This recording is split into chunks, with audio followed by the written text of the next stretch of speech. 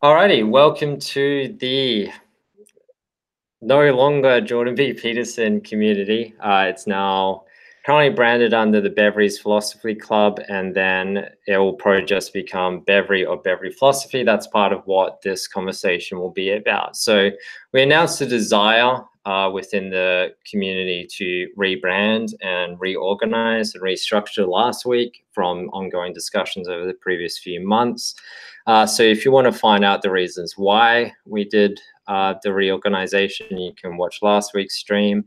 This one will kind of go into how the reorganization is progressing and also the vision for the future post reorganization. So again, just a little recap, Jordan B. Peterson community, which was our website that facilitated lecture notes, reading group, discussion forum, and study group. That's all being rebranded to move away from Peterson to be more than just Peterson. So we'll still facilitate Peterson-related content. We still think his work is really good. And we want to continue facilitating those who are interested in Peterson and in philosophy and whatnot. So the goal is to branch out and kind of bring our own embodiment of the learnings we've acquired through Peterson and everyone else in philosophy and what else into practice.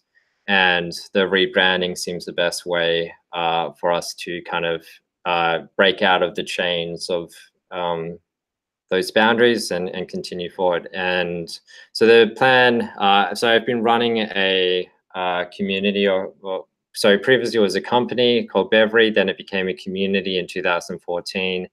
And now with version 3 of it, it's being rebranded into a cooperative. So Bevry means Liberating Afrikaans. Is centered around that value. You can find the details at bevry.me. So it's now becoming a cooperative, which will facilitate, which will incorporate the new discussions around philosophy. So the JBP community, the study group, will be rebranded into the Philosophy Club or just the Philosophy Discussions. And we've built a strong, collection of people and peers within this. They may not be evident from the public conversations, but even in the private, over the 2 years we've been running the study group, it's kind of been quite a powerful force.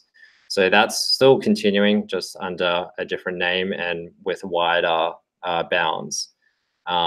And then we're actually going to go further than just philosophy 2. This is probably new. It wasn't maybe mentioned last week, but it seems more essential. So what is philosophy without also practice? So we can theoreticize as much as we want, but unless we embody it, then we're probably going to go insane because we'll have cognitive dissonance. And it's good to walk the walk rather than just talk the talk. And then the other aspect is we talked last week about the projects that we're all working on. We're all working on different projects and kind of collaborating and helping each other out. And so it's kind of bringing in this platform for us to all leverage to bounce off ideas, to have these discussions, make sure we're working on the right things and coordinate and help each other. So what I'm going to introduce is, I guess, the 3. So this is only a discussion. I think I posted 12 hours ago to the chat with everybody. So essentially, there'll be 3 pillars. This should be sharing the logo. So the top one is the original logo of Bevry from 2010, Bevry Open Collaboration, which is the core value. Liberty would probably be suitable as well, considering that's what Bevry means. But we've got these other 3 pillars, which is engineering, philosophy, and praxis. So praxis is practice, but without theory. So for instance, philosophy will facilitate, what we should aim at, what we should do, how to live a good life, and, facilitate the discussions around that, because we need to get to the bottom of that. Then engineering is going to be more innovation focused. So this will be, so philosophy kind of is, what is the rules for the game, and engineering says, well, what rules can we change? How can we innovate the game? How can we change the game so it doesn't always stay the same cyclic pattern? Maybe we can break out and do new patterns. So that's going to be more around projects. Maybe we'll recall it creativity or recall it projects. And then Bevry, which is the praxis, which is the practice of all of this. So in our everyday life, how do we manifest mindfulness? How do we manifest spirituality? How do we manifest efficiency and effectiveness, as well as happiness? Like, you know, people get happiness from different things. How can we facilitate that? John? Mm-hmm. Yeah, just so like I guess maybe go over some of the theoretical type of pieces of content that might be going into each of these different, I guess, channels or subjects that we're looking into. So like within praxis, I know there was discussion of maybe talking about different nutrition and how to implement certain diets into our lives in a way that we're actually able to keep to them instead of just like a 2-day diet or something like that. But that would be like one potential topic that could be within that subcategory, right? Yeah. So I'll get on to the nutrition or the praxis bit a bit later. But so to answer the first two, right, like for the engineering, so these are Bevry's traditional software projects, and originally they were more developer, business to business focused. But then here, like with Startup Hostel, with Interconnect, these ones were social in their origin, and then we also have Fountain .network, which is the newest one, which is another project to work on, so another type of engineering. So we already have discuss.bevry.me. There's already a software. So this is the existing forum that we've been running for maybe 2 years now at discuss.bevry.me, which has been around those previous initiatives from Bevry version 2. So software, we've got a bunch of issues all about kind of engineering tasks, but we're going to be moving away from just, you know, tooling and libraries to actual projects that, and, you know, could become products that really help people. And then for the philosophy one, so this is the previous Jordan B. Peterson. It's still at that URL. The forums will end up merging, but you can see kind of what it'll look like. So we'll have philosophy, then we'll have Jordan B. Peterson, meetings, projects. Now, some of this is going to be bumped out, right? So the movies and television shows, the bookworms, they're going to be probably, and yeah, so the only one actually in here that is going to stay is going to be Jordan B. Peterson, but we'll see inside philosophy, there's different types of questions that people ask. So Japan's world war motivations was a global nation for world peace. So we see this was politics, but as part of the philosophical conversation. But bookworms, that can be taken out. That's general. That can apply to all different three. Same with movies and TV show. That'll apply to all three. Meetings, that'll apply to all three. Sorting ourselves out, that'll become the praxis category. So if we go to sorting ourselves out, we'll see people trying to do things to practice, you know, what they believe to be a good life. So we've got quitting smoking, we've got a healthy diet, we've got push-up accountability buddies. So these are all, you know, trying to answer, how do we actually practice what we preach? So that's probably going to be how it's going to branch out. Again, engineering, maybe that'll turn into just called projects or creativity. Creativity is probably maybe more suitable because projects, it doesn't capture that innovation front, because we kind of, you know, because for instance, like a build your own motorbike, that would fall under praxis. It's a practical thing. Whereas engineering should be things that are kind of the meta game origin, like how do we coordinate together to achieve something better. Or like if you recently made a blog post, would that go in the philosophy or would that go in like the engineering, because it is something that you produced? So one of the things that will go inside praxis would be a journal, and we can because I don't know, 10 years ago, I was part of pickup artistry communities, and they would have private journals for the members where we would give daily updates on how we're becoming more social. And those were very useful. People would post in their own, everyone had a topic dedicated to their own personal growth. And, people could reply back with their updates and their encouragement and their critique and criticism. And that was really helpful to people. So it would be good for, us to set up, a journal category, and people can kind of, just have a little place, which is, like a blog, is your own little silo. Whereas with this, we can have people have their own little journal category and kind of help, everyone can kind of keep each other up to date, and with this type of supportive community that's trying to embrace these values. But one of the pillars that isn't mentioned, and it wasn't mentioned in those logos, which is kind of the uniting thing. So we can think of it really as eventually, once we've sorted this all out, there'll be a nice little slideshow deck that I can present in a 5-minute talk at meetups and whatever, and maybe on a YouTube video. So we can think of the 3 pillars as like a trifactor. So we have creativity, philosophy, and praxis. But then there's a unifying force, and not to make me in the center of it, but yeah, there'll be a unifying force, and one can consider that spirituality, or the like, what is the spirit of this? And the spirit of this is shared on that Bevry website which was originally written again in 2010, which was united by our shared value of open collaboration, empowering everyone in this world to create the change. Okay, blah, blah, blah. The goal. Yeah, there's a lot of fluff, actually. Tyler, yeah, again, I wrote this when I was 20, I guess. Yeah, really, when I was 20. So the goal, yeah. So the goal is the important bit here. This is the greatest mission statement of any company.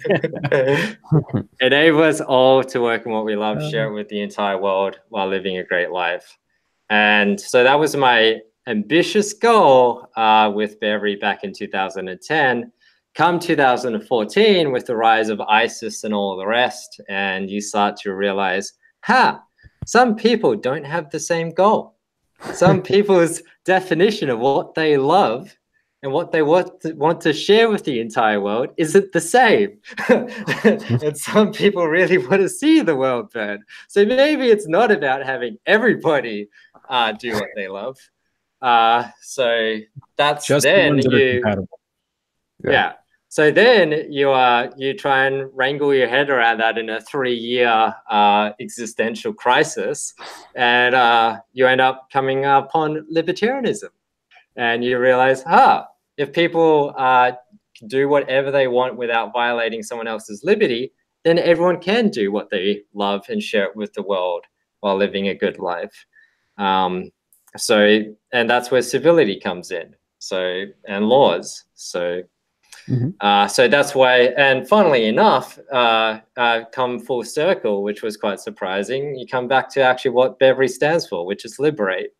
So it's quite fascinating that, which is the way you achieve self-actualization. And the way you achieve that goal is to actually practice liberty, which is really interesting. But again, with the philosophy axes, if it turns out that's a terrible idea, then we want to have those discussions. And if it ever turns out liberty is a shit idea and Bevry is hurting the world, then we should shut it down.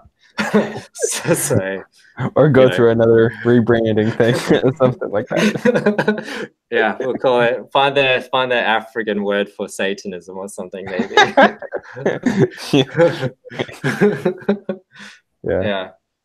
But yeah, we need the so it's quite interesting how it's kind of all come full circle. The other thing, pulling in this praxis element of why this praxis element is just so damn important. So again, we can click 2010, find out this is what the website was in 2010, right? It was a company, but it still had these goals, right? And then these were our only 2 projects in 2010, blah, blah, blah. And then we became a community. I had a whole bunch of members, everything like that. But, we weren't really focusing on social causes. And it's very hard to maintain a community when you don't get paid. So and maintain all these projects. So the cooperative, the Bevry version 3, this is currently version 2 here, will be a cooperative where it will be leadership list to an extent. I don't know. We'll see how it goes. But it should be a platform where we say we share these goals, and then those are the pillars. We facilitate all discussions around that, where the behavior and the conduct of people should be self-emergent rather than dictated, which is left-wing. What was it called? Left-wing. Authoritarian.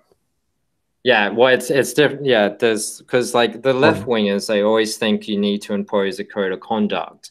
You need to achieve conduct through enforcement and tyranny, but you can also achieve conduct like through emergent behavior, through individual agreement, rather than through enforcement. But okay, this office bit is what I want to show. So this was our goal in 2020, to have an office which anyone was welcome. So the goal with Bevry, also back with the startup hostel thing, I'm not sure if this link actually goes anywhere. I think maybe I didn't renew the domain. Yeah, I didn't renew the domain. But the idea was the startup hostel network was it was a network of offices all around the world, or co-working, co-living spaces all around the world. This is before anyone else came up with a co-living concept. And where companies let anyone work from their offices, and where people participate in daily stand-ups, and employees of the company and outside employees help each other and collaborate. And then people go on work retreats with these to these startup hostels, kind of participate and hang out and get the work done, get outside perspective, bring talent in. And if you're a beginning developer, you fly to one of these and you get trained by the mentors, and they give you some work to get you started. But that's evolved over time, and I have a few projects around that, so which I'll be announcing in due time. But specifically, like, I'm not sure how many people know me, but if we go instagram.com, Lupton. I really hope the search history there was decent. Okay. Can't open the page. Okay, maybe my VPN's not running.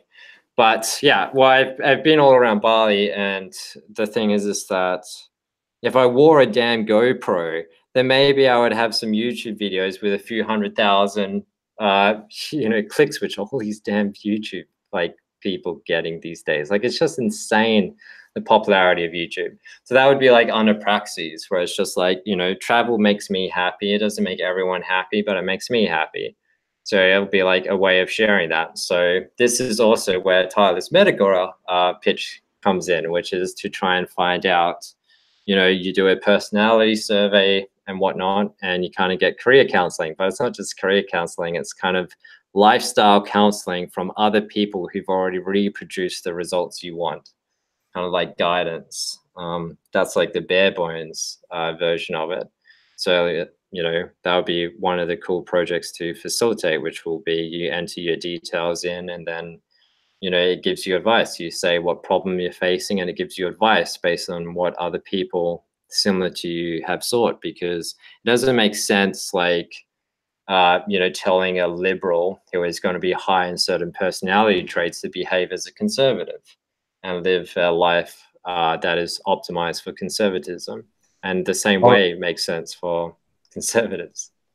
Yeah. Also being able to outsource certain problems that you're having to those that have either a greater expertise in that field, or have actually already completed that sort of project for you in a way that you can learn from them.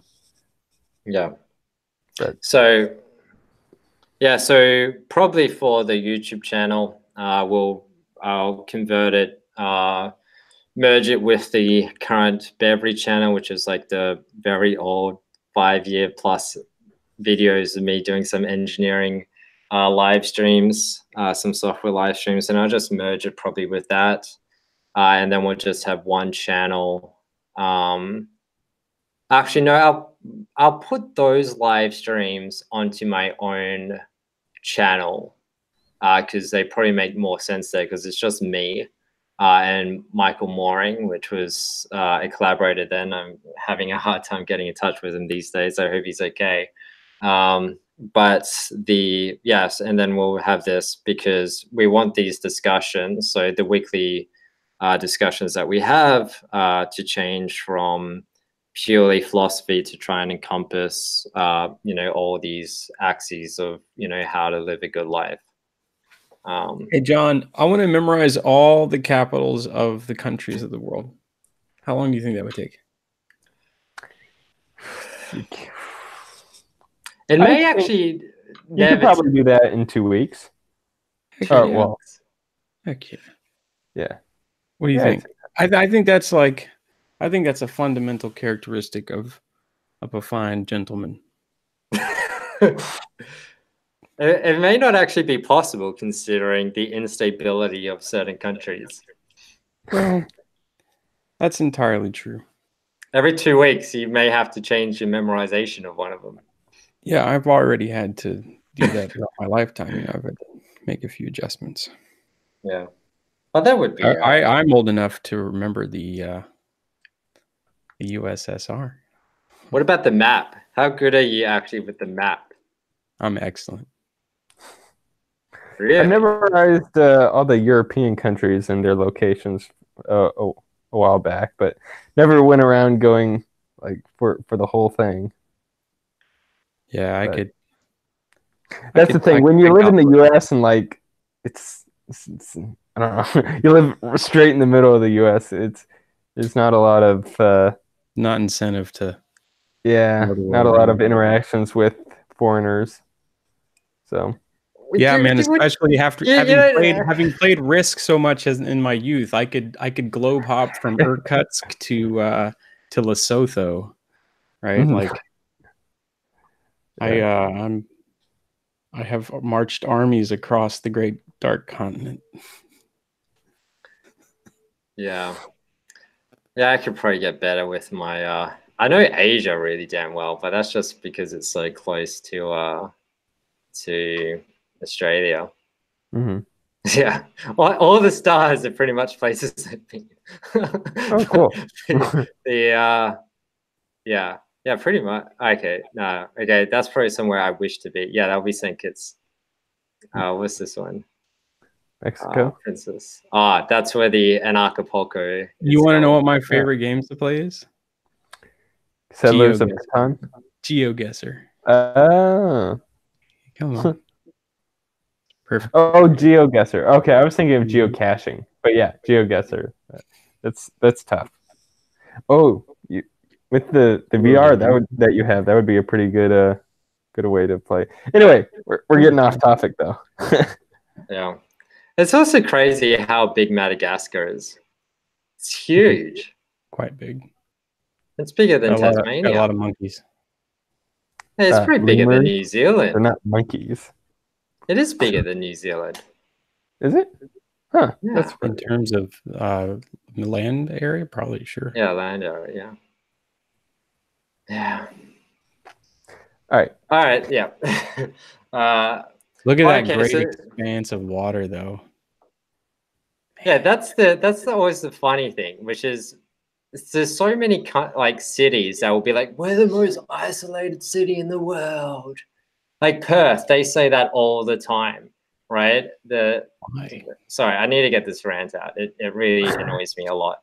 All right, so Perth, which is here, they say we're the most isolated city in the world, or capital city, they say, because it's 3,000 kilometers until Melbourne, which is over here, or Adelaide. Yeah, Adelaide's here, sorry. And yeah, so it's quite far. However, okay, capital city there. What about Hawaii? Right? Look where Hawaii is. Right? I think Hawaii is a little bit more isolated of a capital city than anywhere else, which is more Dude, true. Go to Pitcairn Island. Pitcairn. Pitcairn. Yeah, no, yeah, Pitcairn is like here. Yeah. No, it's not. It's like over here. Yeah, but there's you like got to go more towards South America. But there's like two main cities in Hawaii though, with Honolulu and then Pitcairn is one of my favorite places. That it's because it's got a community on it, but it's so. You know, I can actually immigrate there for free. Yeah, there we go. Okay, it's got to be Pitcairn. It's like, why? Yeah, so Australians and New Zealanders, they can live in Pitcairn for free. We can set up a new frontier, build our own home. That's cool. Except you then view some documentaries about the kids who grew up there, and they're a little bit slow without the proper education of the modern world. Yeah, well, I mean, I initially found out about it from the Mutiny on the Bounty, but there's a lot of inbreeding going on there. But people have moved back. Interestingly enough, their generations have moved away and then moved back for some strange siren song that pulls them back to the middle of nowhere. Very odd. It really is the middle of nowhere. Anyway, like that would be part of it, because it's just like, to summarize that little tangent, different people need different things to make them happy, and we should try and identify what they are to help people facilitate those things. Because trying to make a fish climb a tree only hurts everybody. Well, not just happy, more resilient, more capable. Yeah, right. More actualized, I guess. A better life. Yeah. More meaningful. More meaningful to others, to themselves, right? No. Imagine, so like everybody's got somebody in their history, let's say, that was impactful to them, right? That represented some meaningful collision where you were impressed by them, or they gave you some bit of wisdom or something, right? Like a good role model. Imagine if everybody you ran into was like that. Wow. How amazing would that be? That's quite the goal. Maybe if just even 10% of the people you ran into were like that. You get something like that in certain company cultures when you have a well-run company. You get something kind of like that. You get something like that in maybe some think tank environments or good tight social knit groups. But I don't know. There's a vastly different world out there that we could be moving towards. And I think that's what is ultimately what's behind Bevry, is that there should be a number of technological and social tools developed that facilitate the betterment of mankind. Meaningful lives, yeah. Mm-hmm. Definitely. Because, a lot of the times we're seeing just new products that are profit driven. Yeah, just there to fill a certain or exploit a certain drive within people, like, not necessarily for any beneficial outcomes at all.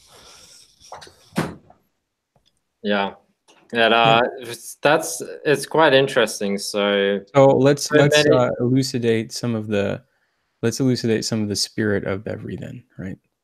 So I'd say one of the key principles is something like decentralization, which leads towards liberty. Yeah. There's John. I shared. Do you remember it? The manifesto of cyberspace. Oh yeah. It's called? It's the 21 rules of the internet, or it's just 20 rules of the internet. So there was two. There was 25 principles of adult life, right? And then there was the rules, the manifesto of cyberspace. By who was it? John Perry Barlow. Right. Yeah. That was a great. This is a different thing. I'm looking at a different. After Marx and Kaczynski, it's really brave to name anything you write manifesto. You know, so like, Look at the Hosty Manifesto. But You guys never saw the Hosty Manifesto? there's the Humanist Manifesto as well. yeah, and that thing's a little wonky too, isn't it? Let me pull up this the Hosty one if you guys never knew it. God, actually, yeah, I'm definitely not gonna show my. Okay, here we go. So this was a clothing company, and they printed this on a shirt as the manifesto for life kind of thing. It was so popular when I was in university. My God, everyone was walking around with this and talking about this, and yeah. And I think it's I mean, like, but a lot of this advice is, I don't know, like so much of this is really I think millennials have done a really good job at actually emboldening this, probably to a fault, maybe. Yeah, I was thinking there's a couple of these in here that seem kind of narcissistic, but the principles behind it are definitely And again, something that need to be emphasized. Yeah, there's a significant part of the population that would not find any of that attractive, right? Yeah. Like you're not going to get an Iowa corn farmer to, yeah, and get lost in passionate conversation. Yeah, or an introvert. Yeah, yeah, not going to happen. Yeah, so that's the bit, which is why philosophy is just so damn important. It stops you from being a narcissistic mess. Well, it's not necessarily that that's narcissistic a mess. Maybe some of it is, like John said, but it's just that that is not the path for some ants to follow, right? Yeah. At all. Yeah. So like so the goal of philosophy is now. Previously, I said we would probably be doing Ayn Rand's Philosophy Who Needs It book as our reading group book for next week. However, considering all of the things we've had on, there is no way in hell I'm going to be finishing that book next week. So maybe it'll be 3 weeks later or 2 weeks later. Okay. So I don't know. It's we need to sort out all of these organizational issues first. But we should have like a list or something that we can have all potential topics up somewhere and then like rank them up or lower or things like that, so that the people are most interested in, they can have right there, and then so that we know at least like what the topic is for the next 2 or 3 weeks and things like that. And if something new comes up, then it can change. Yeah, there's so many services, right, like that are meant to be these little vote ladders. Like Peterson kind of used them for his Q&A. Was it like thing. Slido or something like that? I think there's another one like User Voice. There's about a dozen or so of these, but they're all so expensive. It's unbelievable. So it's like it's so surprising because they're so easy to make. But it's just like that UX, they charge a hell of a premium for that UX, the user experience. And it's just like, man, it's crazy. Probably the developer experience too. Like they're like, hey, we've got this pre-packaged thing you can integrate with everything. Oh, look at all the companies that use it. But that would be ideal. I think Discourse actually has a plugin where people can vote. So I could probably set up a category with suggestions, and then people could vote and it sort it by the voting. I think Discourse probably has a plugin for that. But yeah, that's a way better idea than what we've currently been doing, which is very opaque to people who aren't hosts, which is very much our fault. Yeah. I guess just to throw a couple out there that I've been interested in, that would be interesting for future episodes. I know we've talked a bit about going over some of the anime films that you've suggested, Ben, which would be a really interesting thing to go over, especially with looking at kind of the symbolic themes and the philosophy behind some of these films. That would be one potential topic. Another one I was thinking of would be a good one was going over the pitfalls and benefits of universal basic income? Because I know you had some really good insights on that. But there's a recent Joe Rogan episode with a presidential candidate, Andrew Yang, and I think he had a lot of good points though regarding that as well. So it'd be interesting to go over, like, really dive into that topic and get some good points for and against it. Right. Now, so we'll have, once all the reorganization is done, we'll facilitate a better way of selecting topics, because we wouldn't definitely need that with the breadth of what we'll be doing and the scope of it. So, okay, so we got a comment in the YouTube chat asking, "What is this?" What is this? Okay, what's the person's name? Do they have a Brenda von Ossen. Okay. Oh yeah. So there we go. Okay. So Brenda. So originally this was the Jordan B. Peterson community, a study group every week where we discussed Jordan B. Peterson and his lectures and everything. This one, since a few weeks ago, we've rebranded from the Jordan B. Peterson community to going to be a general philosophy club, but also encompassing creativity and practice. So just trying to find out how you live a good life, how you can manifest that life, and how can we innovate and work together and collaborate. Because we've all studied Jordan B. Peterson for 2 years now, all his lectures, all his books, very intensely, and we've kind of understand it, incorporated the knowledge, and we're wanting to take it further than just idolization. Which we want to put into practice now. And so we're trying to facilitate that and ask the deep, difficult questions, because if you understand someone, you should be able to go further than them, or understand someone's points, you should be able to take it further. So we're ready to take it further. Yep. So I hope that answers the question. You can also actually jump on the call if you want at jordanbpeterson.community. That will probably redirect next week to a different URL, at least for the meeting join links. I think I'll keep the domain up. Maybe Tom will want to take it over and just keep it as a resource link. But at least for the community, we'll redirect the meeting links to somewhere else. I want to do a reading of the Divine Comedy. Yeah, I've been needed to go into some of those those types of early Christian works. That'd be interesting. But yeah, we have several different books that we need to get into further. Yeah, we still got about 4 or 5 Peterson recommendations left. And then, the ones that I really want to get into is Ayn Rand's Philosophy, Who Needs It, and then Thomas Sowell's Knowledge and Decisions. Yeah, definitely. Yeah, I need to read Thomas and then Sowell. After that, I'll be reading some heavy nonfiction investment books, like economical books, which probably won't be, I don't know, maybe they'll be elucidating for discussion, but it'll probably be, I don't know. Just for you. Yeah. Yeah, I don't imagine I can rally that many people to read like ginormous books on economics, even though it's probably super fascinating and important. Like, no one actually wants to read the book on how to manage your life's wealth. Okay.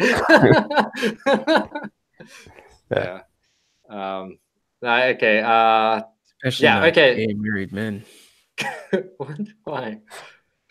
I don't know. Dave Rubin seems to be doing quite good. All right. Anything further we want to go over? So probably go over the values. So we talked about, so for a code of conduct, there's this one, which is really interesting. So we actually did a talk, a session, which is on this YouTube channel's page, which is the a code of conduct session, and I go into how code of conducts are abused in the tech industry. And there was one actually proposed called the Rule of Saint Benedict. It's like more than 1,000 years old. That was used by SQLite for a few weeks, and then they caved to SJW pressure. But this is one that is similar to the Rule of Saint Benedict, but without any religious reference. but these are emergent behavior. And it's true. And it's number 11 is a sin. Number 11, give up blood sports. Well, it it means here by I would put that into like the Israel versus Palestine conflict or the Andy Warski type YouTube channels. Yeah, like don't profit off of bad behavior. Yeah. Or don't incentivize bad behavior. Yeah. Don't create drama when you don't need to. That's probably a really good one. Yeah. So the thing is that you regulate children and you let adults be adults. And that is something the left really does not like, because then it means people differ in opinion and you have to tolerate it. You can't just say, no, you're wrong. I'm going to use the force of the government to enforce that you're wrong. And then they say, yeah, but you can revise the law, and eventually goes to the Supreme Court, and over 100 years of bad persecutions, we eventually get some reform, which we could have avoided altogether without a revolution and without false incarcerations if we actually manifested adults as adults and raised children to become adults. So these are 25 principles of adulthood. So what would an adult actually be? John Perry Barlow said, yeah, be patient no matter what. Don't badmouth. Never assume the motive of others are to them less noble than yours are to you. And all of these things that are manifested internally that will allow adults to interoperate with each other despite regulation. And we have here, he also wrote this Declaration of the Independence of Cyberspace, which is a really interesting calling. It actually abandons there is a communistic theme, I think it's in property. Your legal concepts of property, expression, identity, movement, and context do not apply to us. They are based on matter, and there is no matter here. So specifically, they're saying, you still have a right to own matter. However, you don't have a right to own information. Mm-hmm. And this is something that separates the cyber generation with the traditional generation. There, I don't understand. Huh? There is matter there. But it's not matter directly tied to it, because it's more like patterns. Because like patterns of matter. Well, that's different from like the only scarcity in my land. Yeah, the only scarcity implied with information is artificial. That's only because we're not discriminatory enough. If we could measure the waste in our neurons, man, do you have any idea how many sins I've been committing? Terrible. Yeah. So that's pretty good. I haven't weighed up the consequences of this. I did a few years ago, came up with my own code of conduct. However, it pissed off the SJWs way too much. So I probably won't go with that one because it'll probably just go the route of SQLite, because we need to find something that is inclusive of everyone at the same time. I think code of conducts are they're the bit too far, right? I think they're moving towards the authoritarian end of the spectrum. So it's just a statement of the principles that's needed, essentially, to guide the behavior. Mm-hmm. Yeah. So, what you need is the smallest possible, what was it? Telos possible to manifest the widest ethos. And that's what Peterson's 12 Rules of Life is trying to do. Manifest, if you follow this telos, we can encompass the largest ethos possible. However, I think a lot of a lot of people read that book and they're still like it's still I think the issue with 12 Rules is it's kind of like, it fixes when you're on a bad track, like, speak, like, stand up straight with your shoulders tall, speak the truth, all these things, right? Like they kind of sort out the worst things going wrong in your life, I guess, right? But they don't help you with choosing what should I aim for.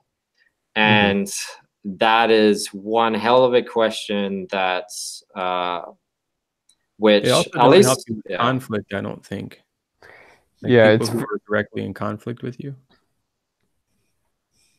I Well, didn't it's know. one of the rules which is like assume they know yeah, something that you don't. yeah.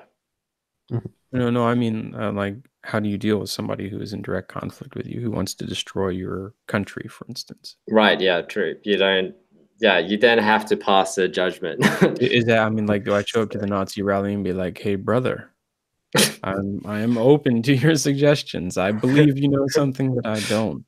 Tell me." Yeah, Right, right. yeah, yeah, there's no discussion there actually about individual capability to be able to facilitate those traits. Because some people would be able to discuss with Nazis and really impact change on both sides for the better. And other people may discuss with Nazis and just become completely influenced instead. Yep. But And I like Barlow's 25 principles. They're very, very useful in adopting and putting into practice, I think. Well, they're useful to read, and I think they're kind of yeah, they're prettily stated, perhaps, but how do you implement them exactly? yeah. Well, How this does is one Yeah, yeah, it's not I like yeah, I can enforce Rule 5 against you or Rules yeah. 8 or What? something. It's very much an internally based Yeah. set of practices. Well, because the whole point of a code of conduct is to say, do these things or you're out, right? And uh, and that completely removes the capacity of individualism, which is to say, and of reform, because the way that they're being completely abused in the tech world is they're completely arbitrary in what is considered a crime. So whoever is offended always wins, and it's used as like a tool of control, and they don't even realize, like they just like it's hard, and this is one of the hardest problems probably of existence, it seems to me, which is you have the Ayn Rands of the world, like the super I wouldn't say objectivist, because objectivist, what she laid out in her later philosophy, like even in Atlas Shrugged, is very different from Fountainhead. So you have like the Rorks, and then you have the let's say the safe space SJW, and these are very different. So one is I will not take responsibility of any man but myself, the John Galt's manifesto. But on the other hand, if you're in a marriage, you do have to take emotional responsibility of another person and responsibility and of children. So you have to find out which parts of those you care about are childlike and vulnerable, and I must take responsibility not to hurt them. However, it must be engaged not through a rule, but through negotiation. That's the key difference there. Because if you make it a rule, whoever is offended wins. They get a trump card. However, if it is through negotiation, emotional negotiation, they say, "Oh my gosh, I'm so upset, blah blah blah blah blah," and then you say, "Well, I also feel this, blah blah blah blah blah," and then you work it out. I'm okay And with rules as long as the yeah, rules are negotiated. yeah, I'm okay with it yeah, because the rules but are just it's that's the agreed upon behavior, right? You instantiate it no, and kind of codify it in a rule. no. I mean, So ultimately, I look at everything in terms of physics anyway, so it's no, all rule based modeling, right? It's like no. But the other issue with these code of conducts, which is also something the tech world is suffering, is again, the statements of telos, which is the normative factor that limits ethos. So the tech code of conducts, they eliminate right wingers from the discussion, like from the game. And it is, and this is the same thing. If we adopt this list of 25 principles of adult behavior, we put a telos that eliminates that where the burden of people who are more childlike out of the game. So, John, if you want to do a blood oath and swear by those principles for us to all hold you to, sure. But if we set this as like a code of conduct specifically for the community, and then someone is an asshole once, and then we'll be like, hey, you got to tolerate ambiguity, or you got to laugh at yourself frequently to be part of this community, then we've already lost the game, right? Because it no longer becomes a battle about philosophy. It becomes a battle about we're already right just because we believe we're right. And that's a bad game to play. Yeah. I'd have to give it a much further reading if I'm actually doing any sort of blood oath here. Exactly, right? Like that's the thing. Sure, number 11 prevents you from doing that. Oh no! Yeah. Give up blood sports. Oh no! Yeah. But I mean, that's the thing. You're 18. They never let your errors pass without admission. Like, so it's one hell of a calling. His list. But I mean, like, you know, if a proper adult will manifest all of those. However, have you ever read Matthew chapter 5? People aren't amazing people. No, I haven't. I'm not really Bible versed. Well, you know, there's a list in there too. And at the very end, it goes something like this: "Be ye therefore perfect." Yeah, there you go. Your Father in heaven, which is perfect. Right. The greatest expectation placed upon the greatest burden placed upon every single fallible individual. Be like God. Gosh, that's probably the one code of conduct that will piss off absolutely everybody, except the narcissist. Out of the garden. We got kicked out of the garden for breaking the code of conduct of Eden. Actually, that's Instagram's code of conduct. In one sentence, I would imagine. Like that's the code of ethics of Instagram. Never criticize anyone because they're all perfect. Except for Stacy. Her butt is completely fake.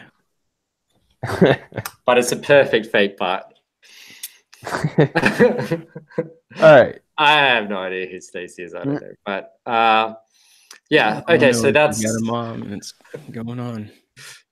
Yeah. So like that's the thing, which is if we have somewhere like we were actually like, you know, if someone is just like liberty is shit, everyone should be running around like, you know, just someone who says slavery is awesome, right? Then we should be able to have a conversation with them and convince them that slavery isn't awesome. Or if they convince us slavery is awesome, then holy shit, we got to try and better our game and argumentation. Or then suddenly, we need to change our worldview a bit and get other people in on that discussion. So yeah, you know, so that's an interesting point, bringing in kind of like John Stuart Mill's principles that he has, where like only take your arguments from those that actually hold them, that genuinely hold them, because they're the ones that are actually arguing for them and actually have the best arguments at hand, rather than like don't get your arguments offhand from somebody that already agrees with you, because then they're going to be building up a straw man just so that they can tear it down. Yeah, but see, that's just not true in the case of the average SJW, because they have no idea what they believe or how to express it. And I think that's kind of the case for a lot of people, because like a lot of people kind of adopt certain sets of ethics and principles and philosophies without fully understanding like all the argumentation that's been had for and against that philosophy. And so got to find the people that are well versed in those things, and through argumentation both sides kind of get better at their defense for their principles. But it's also rightly so that everyone is versed in philosophy. I mean, what a time waster that would be. Like Yeah, we'll still be exactly. sitting around the Well, campfire. Like, I think maybe just a subtle shift in the language there. It's like I, it's the individuals that can change perspective, right? I'm not so worried about sides and growing one side or the other. In fact, I think that's the wrong game to play. yeah, It's individuals, and Yeah. I hesitate to think that there might be a whole lot of productive conversations for people that hold those kinds of extreme views. But if it's possible for an individual to alter their course significantly, right, from a dangerous one that accelerates the decomposition of society to one that is a lot more pro-social and beneficial to themselves personally as well, then yeah. that's a great thing. It's a wonderful thing. Well, it's And also this. Sorry, go on. I just I think that is like that's a great ideal goal for uh, well, it's a great distillation of what I look for. I think Yeah, those Mhm. things which tend to cause people to want the best things for themselves and others around them, rather yeah. than those things which cause people to be bitter and resentful and ruin Uh, the world. but they're kind of the two sides to the same coin, right? Because someone will get gypped in something, and that will then manifest a uh, uh, resentment towards something that they're enacting to protect their family or whatever, right? Like say a conservative American in USA, they blame immigration for the loss of their job. They want to provide for their family, so therefore they incorrectly manifest that as racism against the black person rather than a criticism of immigration policy. Yeah, well, however you want to talk about it, I just mean that I'm interested in down regulating the negative aspects of that kind of interaction and upregulating the interactions that cause people Mhm. to have more meaningful lives. Right? Yeah, yeah. And I think Uh, a lot of it is just missing social technology. It's something as simple as following a simple heuristic, like when you meet someone in the street and you say hello with a smile on your face. That's meaningful, right? It's meaningful in most parts of the world. yeah, except for And Sydney. if you don't do that, like if that never happens, it's also meaningful, right? Yeah, Like this isn't true in Norway, perhaps, but or maybe the Inuits, right? But or northern Russia, and okay, I'd stop right there. But it's true in a lot of places, and I don't know. There's a whole realm of behavior now that isn't well controlled. It isn't well sculpted. There isn't a history of experimented upon and derived pro-social behavior regarding the use of a cell phone, right?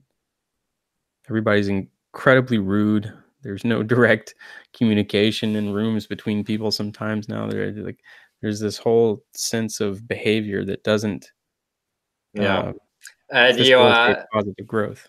yeah, and unlike what it seems Jack Dorsey thinks, you don't solve this through AI enforcement of a arbitrary code of conduct. You Yeah, enforce this by changing the product. that's what I'm just so curious about how they get to the point where they think that it's just meaningful and significant what they're doing on the Twitter platform. Yeah. Arab Springs, man.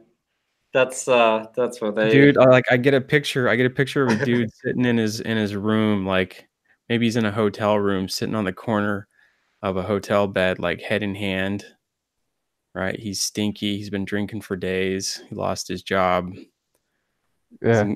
along with his wife, looking Yeah, down at his cell phone. He's like, "Hell yeah. yeah, But Twitter's that's not still controlling only my a. feed anymore." But that's still only a tiny bit. Like that, the Jack Dorsey in that Joe Rogan interview, he says there's so many different subcultures of Twitter, and they all use the product differently. And he said one of the biggest usages is sports Twitter. So many people, like when they're watching a game, they're actually live tweeting their thoughts and their emotions while they watch the game. Mhm. It's crazy to me, like that. I don't know, but Mhm. I guess it's I don't know. whatever. It's why well, see, I don't do these things, but it's why some people hoop and holler at games, right? That's what they're doing. They're broadcasting. People are Right. just hooping and hollering on the Twitter sphere instead of in the stadium. Yeah. That would be a good topic, sports.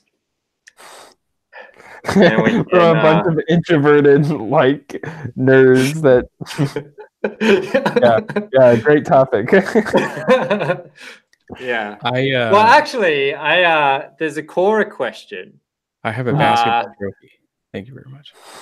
One of my top voted Quora answers is there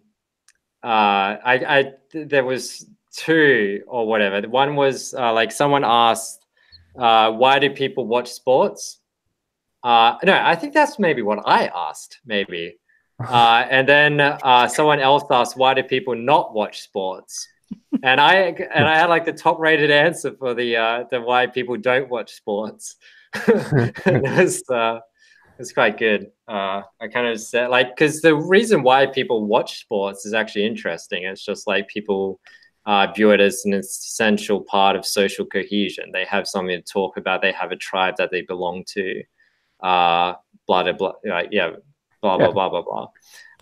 But then for the my answer to why don't people watch sport, I wrote because people can find camaraderie through things that aren't sport.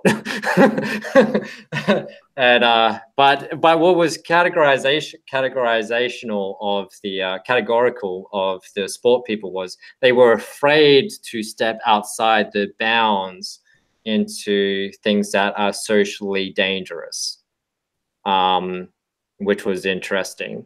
So they didn't want to talk about politics because it's a socially dangerous subject. They would prefer to talk about sports because everyone can talk about sports. That's true. Yeah, because like for contentious Thanksgiving meals, things like that, where you have hardcore Hillary supporting Democrats and then Trump supporting conservatives, you can't have a discussion on something like that, but you can have a discussion on what the Patriots or something like that. Yeah. Well, it's like me and my mom, we would argue horrifically over dinner. Every single time we would go out for dinner at a restaurant, it would always be categorized by me and my mom arguing, debating, I would probably say, debating very contentious topics. And my brother and my father would be like very dismayed by this every single time. Yeah. And it's quite funny. I wonder if it's kind of like how nerds will have their debates about like who Batman could beat and who Superman could beat and under what conditions, like whether Goku could beat Superman, things like that. Which it's kind of like that's practicing your rhetoric skills and your like logic and your, I guess, your ability to create simulations within your mind and share those simulations with others in order to discuss something that's kind of inconsequential, maybe.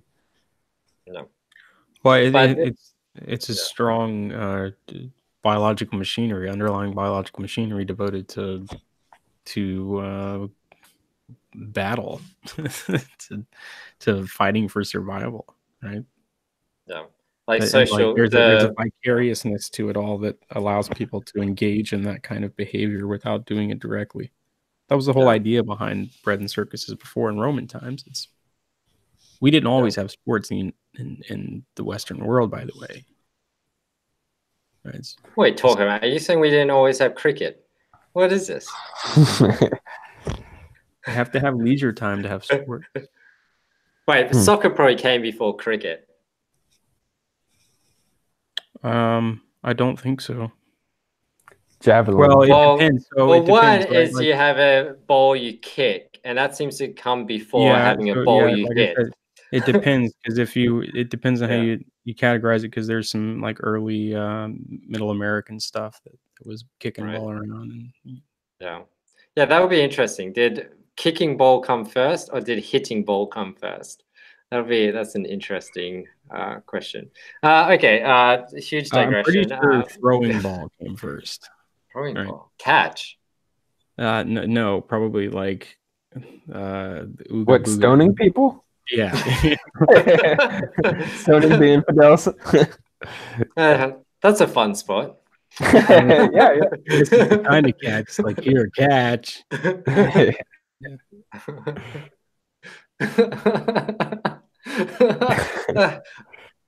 yeah. Right. I don't know. The Aboriginals practiced that with sticks until fairly recently.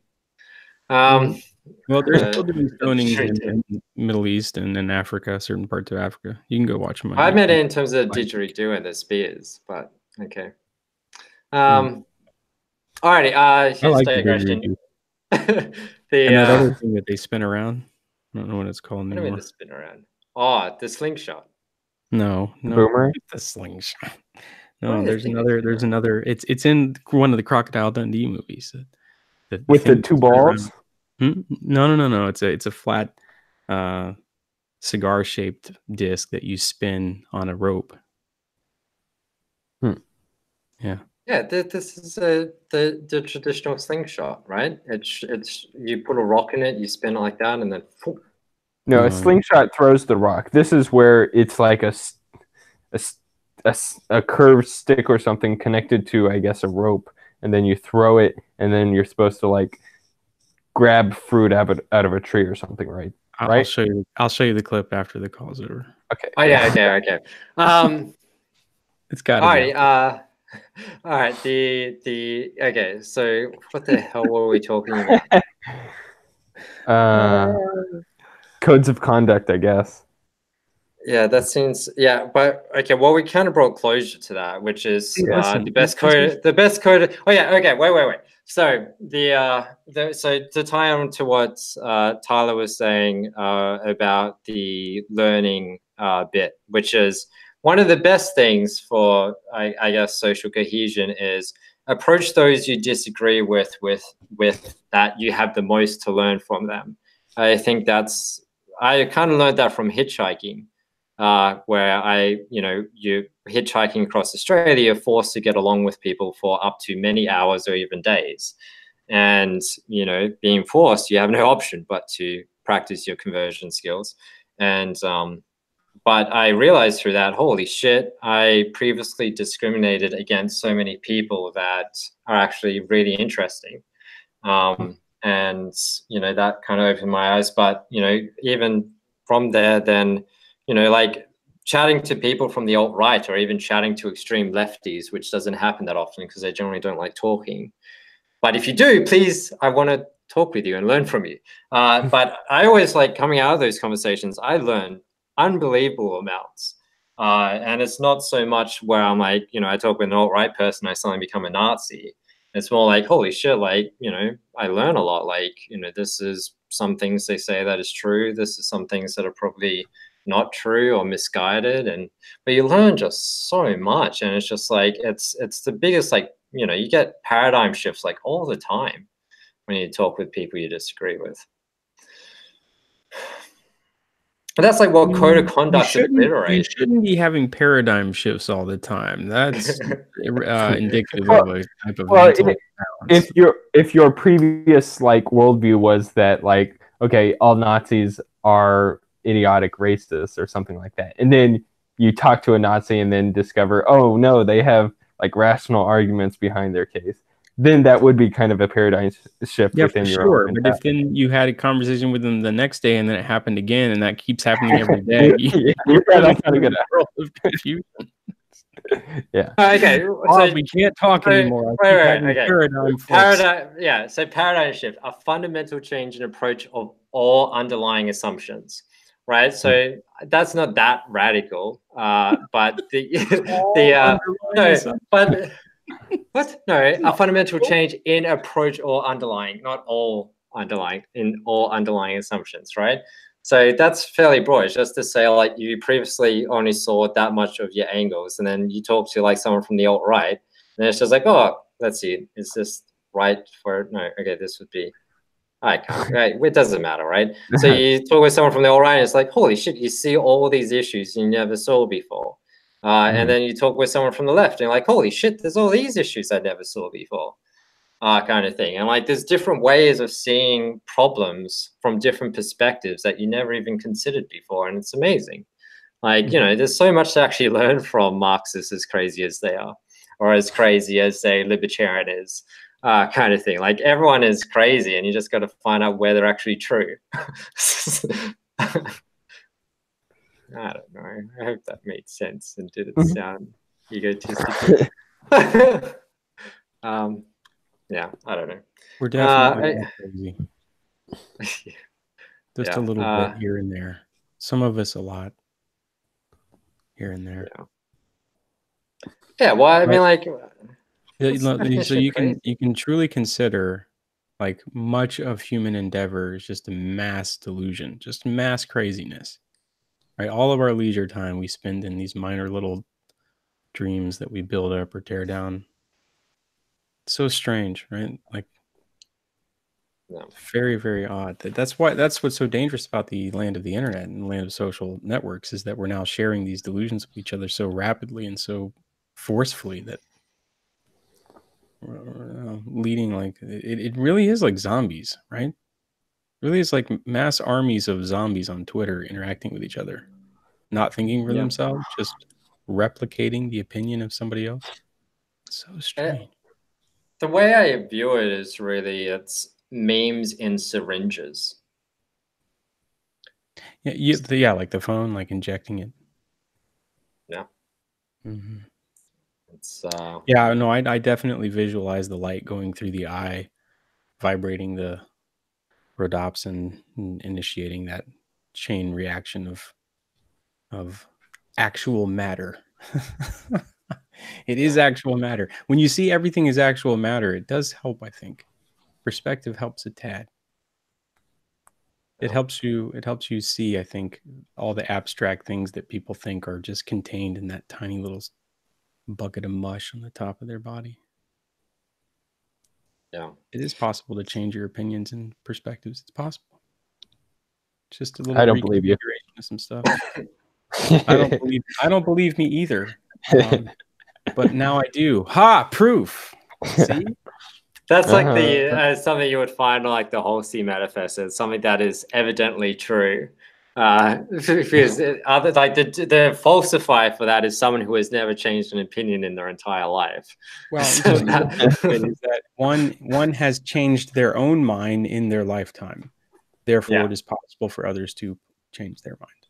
Yeah. Unless they were just lying about what they actually believed to begin with, and so, like, their new position was. You personally, every individual subject that you speak to is personally aware of their mind having been changed over time, right? Like, nobody carries their childhood opinions intact completely into adulthood. It's like something you would find one in, like, what is it, dead, like, waiting room magazines, or like on bumper stickers. Like, it's something that is just so self-evident that it's just like I don't know, maybe I'm being too dismissive, but it just reminds me of, like, it'll be like something like, you're alive because you breathe, and then people, like, spend maybe 10 years evaluating that question, and maybe like you could spend 10 years evaluating that question. But it's just funny to me. Yeah. Sorry, Tyler. Everything breathes, isn't that strange? All the plants are breathing around you all the time. So interesting. God, I hope man, that's but that's okay. Well, that's okay. So that would be a good question on philosophy, right? Like a philosopher would, I guess, previously be very interested in that question, right? Like, you get a statement like that, like, you're alive because you breathe, and you could evaluate that and expand on that for 10 days if you wanted to, really. And whereas if you but what's the point? Like, that's the thing. It just seems completely I mean, for certain questions that might seem self-evident, like time flows forward. That could be like a self-evident statement that you could take, and then kind of philosophize on that. Because if the contradiction to that, like, time doesn't flow forward, like, time is always all expansive and is static, essentially. Like change is just an illusion. That would be like, I guess, the antithesis to that. Right. Yeah, that's at least a question where there are like ramifications to in thinking about other things. Whereas, yeah, certain questions like everything is alive because it breathes is kind of doesn't have like an interesting antithesis, I guess, to it. Well, the other thing is, like in How to Read a Book, they say that a lot of early philosophy were asking questions that they were trying to answer with philosophy, where the answer is actually with science or some other field of study. So like, say for instance, like Do you time remember flows. what This isn't a Socrates' question of dying words physics. were? This isn't a question, or it's a question of even of biology. Like it's a question of science. It's not a question of philosophy. Mm-hmm. Do you remember what Socrates' dying words were? I don't know. This is a nice drink. You should look it up. What was it? Don't blame me. I'm innocent. You should look it up. Okay, it's quite a revelation. Last words. I came up with a really witty thing to have on my tombstone. I should probably, that would be a good forum post just for shits and giggles, like an off-topic one, where it's like things to put on tombstones. Crito, we owe a cock to Asclepius. Please don't forget to pay the debt. Is that what you were referring to? Yes. Okay. Well, at least he was thinking about his That's life. Yeah. That's most of life. It's not like the weighty matters of the universe colliding around in our skulls of mush. It's like owing each other a cock. Like that's life. By the way, don't forget this. Yeah, like if that's what I mean by like how do you implement never tell a lie? How do you do that? How the hell do you do that? Yeah. Well, you don't do it as a child, that's for sure. We all like come into this world knowing how to lie. It's like programmed into us. So one part of the brain does that at least. I don't know. There's a lot of specifics about how to live that are much more meaningful than the kind of weighty. Jordan Peterson actually has this hilarious video on his channel, something like 45 minutes on a paragraph in Nietzsche, right? Mm-hmm. It's like that kind of thing. I'm like, well, I mean that's great, but like, what are we doing here? we're like unraveling, we're unfolding a tiny little wart on the Mandelbrot set, right? Yeah. But it's fascinating to see that that's possible because, like, one paragraph of Nietzsche with Peterson's, I guess, eloquence and ability to kind of ramble on, and then I have followed the 2 to the 254th Mandelbrot zoom. It's beautiful all the way down. That's cool. Yeah, it is. I know it's fascinating to watch. That's I was actually having this discussion with Ben about food diversity. There's something about diversity that is meaningful, right? So like the SJW constant call for diversity, I think that's the nugget of truth in it. There's something beautiful about having diverse things to look at and partake of, and having a choice space, right? There's something desirable. They're totally going to interpret that as the patriarchal desire for novelty, for sexual advancement. Well, it is. As I understand it, evolutionarily speaking, in in like unforeseen environments, like say if you go through some sort of environmental change, then yeah, having a diverse mating system can lead to at least more mutations, which are hopefully more suited to the environment. But I don't know, maybe that doesn't really apply. Well, yeah, well, there's two arguments like genetically. So one is that which is diversity can improve your resilience to foreign threats, where Yeah. you know some of the population could survive. But there's also the counter argument to that, which is overall, like, let's say something comes in and traditionally your whole tribe was immune to it, but through the role of diversity, now only 10% is, right? Then you just wipe out 90% that didn't need to be wiped out if you didn't practice diversity. So if you were already aligned with the will of God, then diversity is not good because it pulls you towards the devil. But if you do, if you know, but you know, there's balance, and it's very hard to figure out that balance in foresight, which is why God works in mysterious ways. Well, this is where I think evolutionary biology doesn't really lend any explanatory power to the phenomenon. I think it's best seen as a role of consciousness and intelligence. There's something about diversity. There's something about choice space, freedom of action and motion that has to do with the conscious experience, right? Mhm.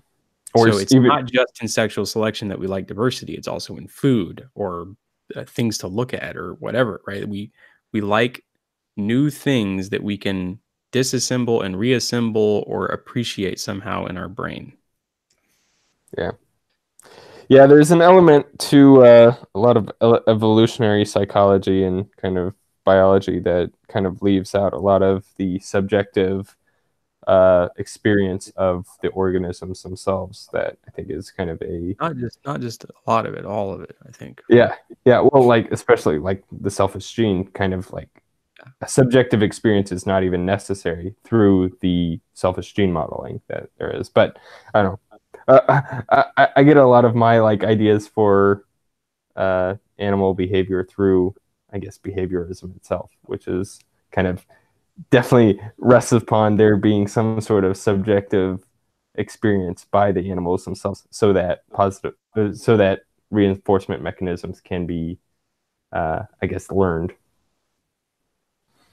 But anyway, it's another off topic. Do we have any other?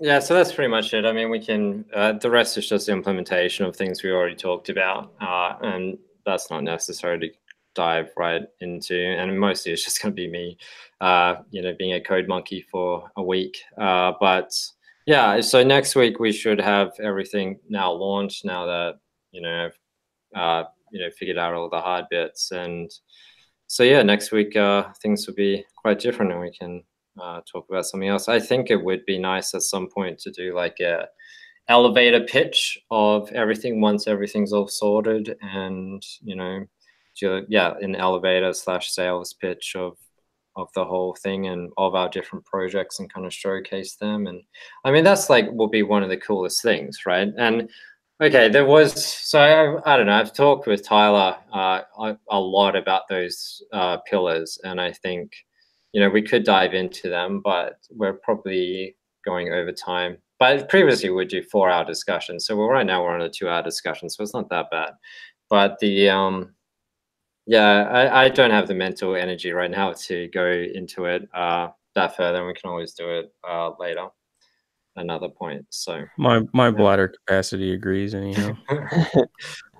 Yeah. Yeah. Yeah, this was a good rundown of exactly kind of our plans for the future, what we're looking towards doing, and giving us a good idea of like what to expect in the coming weeks. Yeah.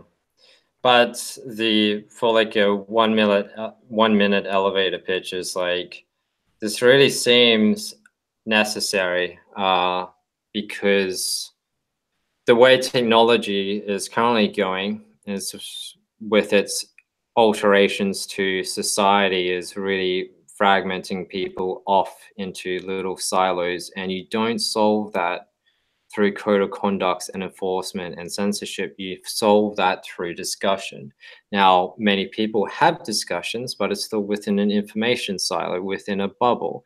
And the study group, which we've practiced these meetings over 2 years now, public for a year, private for a year before that, they have been really good at bringing people all around the world from all different politics and religions and characters and identities together to discuss things.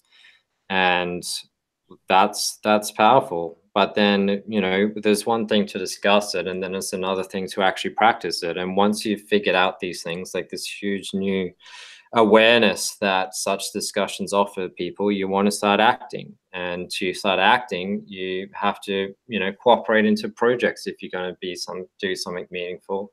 And you also have to figure out how you as an individual maintain your own sanity with all the demands that life places on you and the changing structure of modern life compared to what our bodies are previously built for, and the differences between our individuality. And, you know, how can this then, you know, so the Bevry community kind of organizes that, but the projects that we're all working on, you know, they embrace the best philosophy that we have built over these 2 years.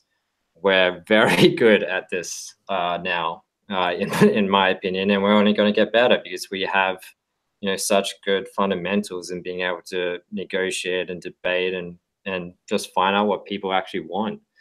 And that's only going to get further. And we need to build systems to facilitate that, because it works. Like, it actually works on like Twitter.